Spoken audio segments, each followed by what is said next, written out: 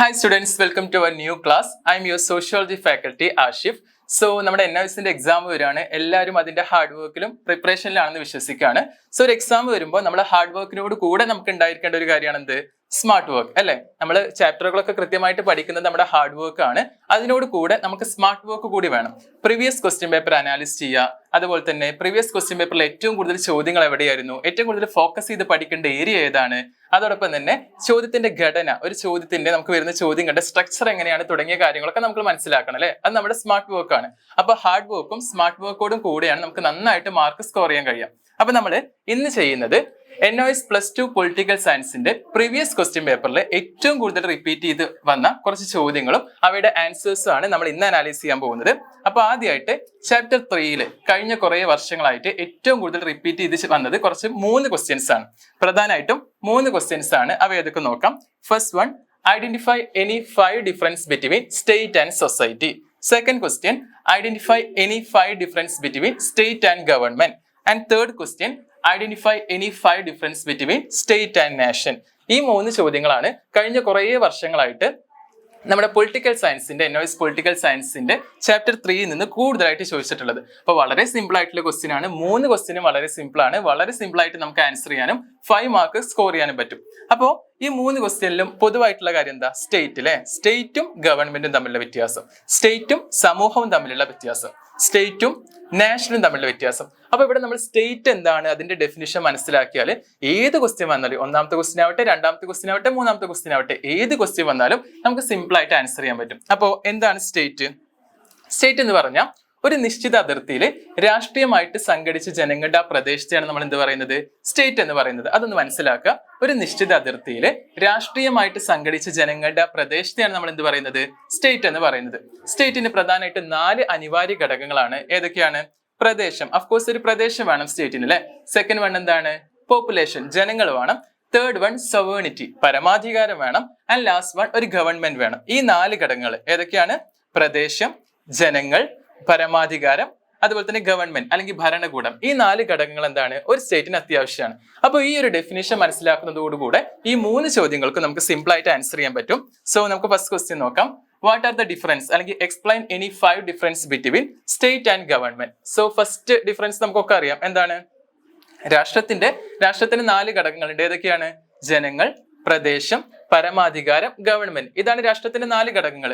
ഈ ഘടകങ്ങളിൽ ഒന്ന് മാത്രമാണ് ഗവൺമെന്റ്. ചോദ്യം എന്താണ്? ഗവൺമെന്റും സ്റ്റേറ്റും തമ്മിലുള്ള വ്യത്യാസമാണ് ചോദിച്ചിട്ടുള്ളത്. സോ ഫസ്റ്റ് പോയിന്റ് എന്താണ്? രാഷ്ട്രത്തിന്റെ പ്രധാനപ്പെട്ട 4 ഘടകങ്ങളിൽ ഒന്ന് മാത്രമാണ് എന്ത്? ഗവൺമെന്റ്. ആൻഡ് സെക്കൻഡ് ഡിഫറൻസ് എന്താണ്? രാഷ്ട്രത്തിന്റെ അംഗത്വം എന്താണ്? നിർബന്ധമാണ്. ഞാൻ രാഷ്ട്രത്തിൽ ജനിക്കുമ്പോൾ ജന്മസിദ്ധമായിട്ട് എനിക്ക് എന്ത് ചെയ്യും? രാഷ്ട്രത്തിന്റെ അംഗത്വം നിർബന്ധമാണ്. പക്ഷെ ഗവൺമെന്റിന്റെ അങ്ങനെയാണോ? നമ്മളെല്ലാവരും ഗവൺമെന്റ് ഭരണകൂടത്തിലുണ്ടോ? ഇല്ല. അപ്പൊ ഗവൺമെന്റിന്റെ ഭരണകൂടങ്ങളിലെ പങ്കാളിത്തം എന്നുള്ള എന്താണ്? നമ്മുടെ അക്കൗണ്ട് ഒക്കെ കിട്ടാണ് അല്ലെ. അപ്പൊ രാഷ്ട്രത്തിന്റെ എന്താണ്? അംഗത്വം നിർബന്ധമാണ്. ഭരണകൂടങ്ങളിലെ പങ്കാളിത്തം എന്താണ്? ഭാഗ്യം കൊണ്ട് ലഭിക്കുന്നതാണ്, അല്ലെങ്കിൽ നമ്മുടെ വർക്ക് കൊണ്ടും ഹാർഡ് വർക്ക് കൊണ്ടും ഒക്കെ ലഭിക്കുന്നതാണ്. തേർഡ് വൺ എന്താണ്? മൂന്നാമത്തെ ഡിഫറൻസ് എന്താണ്? രാഷ്ട്രം എന്നുള്ളത് എന്താണ്? ശാശ്വതമായിട്ടുള്ളതാ. രാഷ്ട്രം എപ്പോഴും ശാശ്വതമാണ്. ഗവൺമെന്റ് അങ്ങനെയാണോ? അല്ല. ഗവൺമെന്റ് ശാശ്വതമായിട്ടുള്ളതല്ല അല്ലെ. ആൻഡ് ഫോർത്ത് പോയിന്റ് എന്താണ്? വളരെ സിമ്പിൾ ആണ്. രാഷ്ട്രം എന്നുള്ളത് ഒരു സ്ഥിര സംവിധാനമാണ്. ഭരണകൂടം ഒരു സ്ഥിര സംവിധാനമല്ല, താൽക്കാലികമായിട്ട് തെരഞ്ഞെടുക്കാന്നല്ലേ. നമ്മളിപ്പോ 5 വർഷത്തേക്ക് ഭരണകൂടം തെരഞ്ഞെടുക്കും, അത് കഴിഞ്ഞ് അടുത്ത ഗവൺമെന്റ് ആണ്. അപ്പൊ രാഷ്ട്രം അങ്ങനെ മാറുന്നുണ്ടോ? ഇല്ല. അപ്പൊ രാഷ്ട്രം എന്നുള്ളത് ഒരു സ്ഥിര സംവിധാനമാണ്. ഭരണകൂടം എന്നുള്ളതോ താൽക്കാലികമായിട്ടുള്ള ഒരു സംവിധാനമാണ്. അതുപോലെ തന്നെ ഫിഫ്ത്ത് വൺ എന്താണ്? രാഷ്ട്രത്തിന്റെ സ്വഭാവത്തിൽ മാറ്റമൊന്നും ഉണ്ടാവില്ല. ഏകദേശം എല്ലാ രാഷ്ട്രവും ഒരേ സ്വഭാവമാണ്. പക്ഷെ അവിടുത്തെ ഗവൺമെന്റ് മാറ്റം ഉണ്ടാവും അല്ലെ. ചിലപ്പോൾ അവിടുത്തെ ജനാധിപത്യ രീതിയായിരിക്കും ഗവൺമെന്റ്, അല്ലെങ്കിൽ സ്വേച്ഛാധിപത്യ രീതിയായിരിക്കും, അല്ലെങ്കിൽ രാജ്യഭരണമായിരിക്കും. അത്തരത്തില് ആ ഒരു മാറ്റം ഉണ്ടാവും അല്ലെ. സോ നമ്മളിപ്പോ രാഷ്ട്രവും ഗവൺമെന്റും തമ്മിലുള്ള അല്ലെ, സ്റ്റേറ്റും ഗവൺമെന്റും തമ്മിലുള്ള പ്രധാനപ്പെട്ട 5 വ്യത്യാസങ്ങൾ പഠിച്ചു, 5 ഡിഫറൻസ് പഠിച്ചു. ഇന്ന് സെക്കൻഡ് ക്വസ്റ്റ്യൻ ഏതായിരുന്നു? Explain any 5 difference between state and society. അപ്പോഴും നമ്മൾ ഓർത്തിരിക്കേണ്ടത് സ്റ്റേറ്റിന്റെ ഡെഫിനിഷൻ ആണ്. സോ നമുക്ക് ഈ ഒരു ക്വസ്റ്റ്യന് സിമ്പിൾ ആയിട്ട് ആൻസർ ചെയ്യാൻ പറ്റും. അപ്പോൾ എന്താണ് സ്റ്റേറ്റ്? നിങ്ങൾ മറന്നിട്ടില്ലല്ലോ. എന്താണ് സ്റ്റേറ്റ്? ഒരു നിശ്ചിത ഭൂപ്രദേശത്തിനുള്ളിൽ രാഷ്ട്രീയമായിട്ട് സംഘടിച്ച ജനങ്ങളുടെ ഒരു പ്രദേശത്തെയാണ് നമ്മൾ എന്ത് പറയുന്നത്? സ്റ്റേറ്റ് എന്ന് പറയുന്നത്. അപ്പൊ സ്റ്റേറ്റും സൊസൈറ്റിയും തമ്മിലുള്ള വ്യത്യാസം എന്താ? ഫസ്റ്റ് വ്യത്യാസം എന്താ? സ്റ്റേറ്റ് എന്ന് പറയുമ്പോൾ ഒരു നിശ്ചിത ഭൂപ്രകൃതി ഉണ്ട് അല്ലെ, ഒരു പ്രാദേശിക ഒരു നിശ്ചിത പ്രദേശം വേണം അല്ലെ. പക്ഷെ സമൂഹത്തിന് അങ്ങനെയുണ്ടോ? ഇപ്പൊ ഇന്ത്യ മാത്രമാണ് സമൂഹം, അമേരിക്ക മാത്രമാണ് സമൂഹം? അല്ല, ലോകം മുഴുവൻ സമൂഹമാണ്. സോ ഫസ്റ്റ് പോയിന്റ് അത് തന്നെയാണ്. എന്താണ്? സ്റ്റേറ്റിന് ഒരു നിശ്ചിത പ്രദേശം കൂടിയേ തീരൂ. പക്ഷെ സമൂഹത്തിന് അങ്ങനെയില്ല. സമൂഹത്തിന് അങ്ങനെ നിശ്ചിത പ്രദേശം ഇല്ല. എല്ലാ പ്രദേശങ്ങളും എന്താണ്? സമൂഹമാണ്. രണ്ടാമത്തെ പോയിന്റ് എന്താ? നമ്മൾ പറഞ്ഞിട്ടുണ്ടായിരുന്നു, രാഷ്ട്രത്തിന് പ്രധാനപ്പെട്ട 4 ഘടകങ്ങളുണ്ട്. ഏതൊക്കെയാണ്? പരമാധികാരം, ഗവൺമെന്റ്, ജനങ്ങള്, പ്രദേശം, ഇതൊക്കെ വേണം. അപ്പോ രാഷ്ട്രത്തിന് ഗവൺമെന്റ് അത്യാവശ്യമാണ് അല്ലെ. പക്ഷെ നമ്മുടെ സമൂഹത്തിന് ഒരു ഗവൺമെന്റ് വേണമെന്നുണ്ടോ? മൃഗസമൂഹങ്ങളില്ലേ? അപ്പൊ സമൂഹത്തിന് ഒരു ഗവൺമെന്റ് അത്യാവശ്യം എന്നില്ല. അപ്പൊ രാഷ്ട്രത്തിന് ഒരു ഗവൺമെന്റ് അത്യാവശ്യമാണ്, സമൂഹത്തിന് എന്തില്ല? ഒരു ഗവൺമെന്റ് അത്യാവശ്യമാണെന്നില്ല. അതുപോലെ തന്നെ മൂന്നാമത്തെ ഒരു പോയിന്റ് ആണ്, രാഷ്ട്രത്തിന് എന്ത് വേണം? സവേണിറ്റി അല്ലെ, പരമാധികാരം ആവശ്യമാണ്. പക്ഷെ സമൂഹത്തിന് ഒരു പരമാധികാരം വേണോ? ഇല്ല. അപ്പൊ രാഷ്ട്രത്തിനൊരു പരമാധികാരം ആവശ്യമാണ്, അല്ലെങ്കിൽ രാഷ്ട്രം ഒരു പരമാധികാര കേന്ദ്രമാണ്. സമൂഹം എന്തല്ല? ഒരു പരമാധികാര കേന്ദ്രമല്ല. അതുപോലെ തന്നെ സമൂഹം എന്നുള്ളത് പണ്ട് മുതലേ ഉണ്ട്, അത് കഴിഞ്ഞിട്ടാണ് രാഷ്ട്രം വന്നത് അല്ലെ. അപ്പൊ നമുക്ക് പറയാം, സാമൂഹ്യ പരിണാമത്തിന്റെ ഒരു ഘട്ടത്തിലാണ് എന്ത് ചെയ്തത്? രാഷ്ട്രം ഉടലെടുത്തത്. രാഷ്ട്രത്തിന്റെ മുന്നോടി പണ്ടേ ഉള്ളതാണ് സമൂഹം. സമൂഹമാണ് രാഷ്ട്രത്തിന് മുന്നേ ഉണ്ടായതാണ്. അപ്പൊ സാമൂഹ്യ പരിണാമത്തിന്റെ ഒരു സമയത്താണ് രാഷ്ട്രം രൂപീകരിക്കപ്പെട്ടത്. അപ്പൊ ആദ്യം ഉണ്ടായത് സമൂഹമാണ്, പിന്നെയാണ് എന്ത് ചെയ്തത്? രാഷ്ട്രം വന്നത് എന്നുള്ളൊരു ഡിഫറൻസ് ഉണ്ട്. അതുപോലെ തന്നെ മറ്റൊരു പോയിന്റ് ആണ്, രാഷ്ട്രം എന്നുള്ളത് എന്താണ്? സംഘടിക്കപ്പെട്ട, ജനങ്ങളുടെ സംഘടിതമായിട്ട് നമ്മൾ പറഞ്ഞില്ലേ, സംഘടിക്കപ്പെട്ട സ്ഥാപനമാണ് രാഷ്ട്രം. പക്ഷെ സമൂഹം അങ്ങനെയാണോ? സമൂഹം സംഘടിതാവാം അല്ലെങ്കിൽ അസംഘടിതാവാം അല്ലെ. അപ്പൊ രാഷ്ട്രം സംഘടിതമാണ്, സമൂഹമോ സംഘടിതമോ അസംഘടിതമോ ആവാം.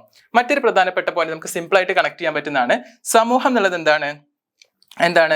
ആചാരങ്ങളും പാരമ്പര്യങ്ങളും ധാർമ്മിക മൂല്യങ്ങളൊക്കെയാണ് സമൂഹത്തിൽ വരുന്നത്. പക്ഷേ നമ്മുടെ രാഷ്ട്രത്തിലേക്ക് മാറുകയാണെങ്കിലോ, രാഷ്ട്ര നിയമങ്ങളായിരിക്കും അവിടെ ഉണ്ടാവുന്നത് അല്ലെ. അപ്പൊ സമൂഹം ആചാരങ്ങളെയും പാരമ്പര്യങ്ങളൊക്കെയാണ് ആശ്രയിക്കുന്നത്, രാഷ്ട്രം നിയമങ്ങളെയാണ് ആശ്രയിക്കുന്നത്. അതുപോലെ തന്നെ സമൂഹത്തിലുള്ളത് ഒരു പ്രേരണാ ശക്തിയാണ് അല്ലെ, ഒരു പ്രേരണാ ശക്തി ആയിരിക്കും സമൂഹത്തിലുള്ളത്. പക്ഷെ രാഷ്ട്രത്തിൽ അങ്ങനെയല്ല, ബലം പ്രയോഗിച്ച്, നിർബന്ധിച്ചിട്ടുള്ള അല്ലെ, ബലം പ്രയോഗിച്ച് കാര്യങ്ങൾ നടപ്പാക്കുന്ന കരുത്ത് ശക്തിയാണ് എന്തുള്ളത്? രാഷ്ട്രം എന്നുള്ളത്. അപ്പോ നമ്മളിപ്പോ എന്ത് ചെയ്തു? സ്റ്റേറ്റ് ആൻഡ് സൊസൈറ്റിന്റെ ഡിഫറൻസ് പഠിച്ച് വളരെ സിമ്പിൾ ആണ്. നോട്ട് ചെയ്യേണ്ട ഇത്ര കാര്യമുള്ളൂ. State, society. സ്റ്റേറ്റിന് ഒരു നിശ്ചിത പ്രദേശമുണ്ട്, പരമാധികാരം, ഭരണകൂടം, ജനങ്ങൾ, പ്രദേശം, ഇതൊക്കെയാണ് സ്റ്റേറ്റിന് വേണ്ടത്. പക്ഷെ സമൂഹം എന്ന് പറയുമ്പോൾ വിശാലമാണ്, ഒരു നിശ്ചിത അതിർത്തിയോ പ്രദേശമൊന്നുമില്ല, പരമാധികാരം വേണമെന്നില്ല, ഭരണകൂടം വേണമെന്നില്ല, സംഘടിതമോ അസംഘടിതമോ ആവാം. അതുപോലെ തന്നെ സമൂഹം പണ്ട് മുതലേ ഉള്ളതാണ് അല്ലെ, രാഷ്ട്രം പിന്നീട് വന്നതാണ്. സമൂഹത്തിന് കുറെ ആചാരങ്ങളും സമ്പ്രദായങ്ങളൊക്കെയാണ്, രാഷ്ട്രത്തിന് കുറെ കൂടി നിയമങ്ങളാണ് അല്ലെ. സോ ഇനി ഇപ്പൊ അടുത്തൊരു മൂന്നാമതായിട്ട് റിപ്പീറ്റ് ചെയ്ത ക്വസ്റ്റ്യൻ ഏതായിരുന്നു? യെസ്, എന്താണ്? Explain any 5 difference between state and nation. അതും കൂടി ഇപ്പൊ ഈ സ്റ്റേറ്റിനെ പഠിച്ചാൽ നമുക്ക് സിമ്പിൾ ആയിട്ട് ഈ മൂന്ന്, ഞാൻ നേരത്തെ പറഞ്ഞ പോലെ തന്നെ ഈ 3 ചോദ്യങ്ങൾ നമുക്ക് കവർ ചെയ്യാം. അപ്പൊ ആദ്യം എന്താണ് നാഷൻ? നമ്മൾ ഒരേ ഭൂപ്രകൃതി അല്ലേ, ഇപ്പൊ നമ്മൾ എല്ലാവരും ഇന്ത്യയിൽ ജീവിക്കുന്നു. അപ്പൊ ഒരേ ഭൂപ്രദേശത്ത് നമ്മൾ ജീവിക്കുമ്പോൾ നമ്മൾ എന്നൊരു വികാരം നമുക്ക് ഉണ്ടാവും അല്ലെ, അതിനാണ് ശരിക്കും നാഷൻ എന്ന് പറയാം. നമ്മൾ ഒരേ ഭൂപ്രകൃതിയിൽ ഒരേ ഭൂപ്രദേശത്ത് ജീവിക്കുമ്പോൾ നമ്മൾ ഐക്യം, ആ ഒരു ഐക്യത്തെയാണ് നമ്മൾ എന്ത് പറയുന്നത്? നാഷൻ എന്ന് പറയുന്നത്. അപ്പൊ നാഷനും സ്റ്റേറ്റും തമ്മിലുള്ള വ്യത്യാസം എന്താണ്? വളരെ സിമ്പിൾ ആണ്. ഫസ്റ്റ് ഡിഫറൻസ് എന്ന് പറയുന്നത്, നാഷൻ എന്ന് പറയുന്നത് ഒരു ജനവികാരമാണ്. നമ്മൾ എന്നുള്ള ഒരു ജനവികാരത്തെയാണ് നമ്മൾ എന്ത് പറയുന്നത്? നാഷൻ എന്ന് പറയുന്നത്. പക്ഷെ സ്റ്റേറ്റ് അങ്ങനെ ഒരു വികാരമാണോ? അല്ല, സ്റ്റേറ്റ് യാഥാർത്ഥ്യമാണ്. നമ്മൾ കാണുന്ന ഭൂപ്രദേശം, ആ പ്രദേശത്തെയാണ് സ്റ്റേറ്റ് എന്ന് പറയുന്നത്. അപ്പോൾ നാഷൻ എന്ന് പറയുന്നത് ഒരു ജനവികാരമാണ്, സ്റ്റേറ്റ് എന്ന് പറയുന്നതോ അത് യാഥാർത്ഥ്യമാണ്, ഇത് വികാരമൊന്നുമല്ല, അതൊരു യാഥാർത്ഥ്യമായിട്ടുള്ള കാര്യമാണ്. രണ്ടാമത്തെ എന്താണ്? സ്റ്റേറ്റ് എന്താണ്? നിയമപരമായിട്ടുള്ള ഒരു സങ്കല്പമാണ്. നാഷനോ വൈകാരികമായിട്ടുള്ള സങ്കല്പം. ആദ്യത്തെ പോയിന്റിന് ജസ്റ്റ് ഒന്ന് ഡീറ്റെയിൽ ആയിട്ട് പറയാണ് അല്ലെ. സ്റ്റേറ്റ് എന്ന് പറയുന്നത് എന്താണ്?